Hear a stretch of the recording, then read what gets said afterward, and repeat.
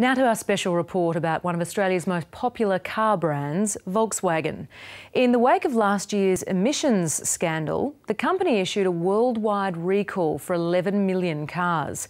In Australia, almost 26,000 additional cars were voluntarily recalled over a separate problem, a faulty gearbox in some models that led cars to suddenly decelerate. Volkswagen has said that issue was limited to automatic cars, but VW owners who have manual cars have told the ABC they've experienced the same problems. Volkswagen Australia says the two issues are not linked. Consumer Affairs reporter Amy Bainbridge has more. Ray Matters is part of the latest wave of Volkswagen drivers to come forward after Melissa Ryan died at the wheel of her VW Golf in 2011. When it was reported that she lost power on the freeway, I thought that's exactly what happened with us. And I just felt so sad for her because she was on the freeway. We were lucky, we were on a quiet street. The inquest into Melissa Ryan's death heard her manual model Golf slowed suddenly without brake lights before it was hit from behind by a truck. The coroner cleared the car of any fault, but not before asking the company if it knew of complaints relating to sudden deceleration implicating a Volkswagen vehicle with manual transmission and/or petrol engine prior to the inquest. The company replied that through their active quality analysis, it had received no such complaints. Volkswagen did recall some automatic cars due to sudden deceleration issues after the inquest was over. It has always maintained there were no similar problems with its manual cars. However, after media scrutiny of the Ryan case, many manual drivers have come forward, telling the ABC their cars have suddenly lost power. Oh, I could feel it just suddenly, just deceleration. It was just, you know, we're going about 60 or whatever, and then it was almost like it was just sort of rolling, even though the car was still running.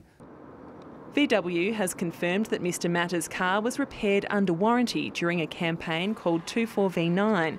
The service report confirms the complaint of a loss of power.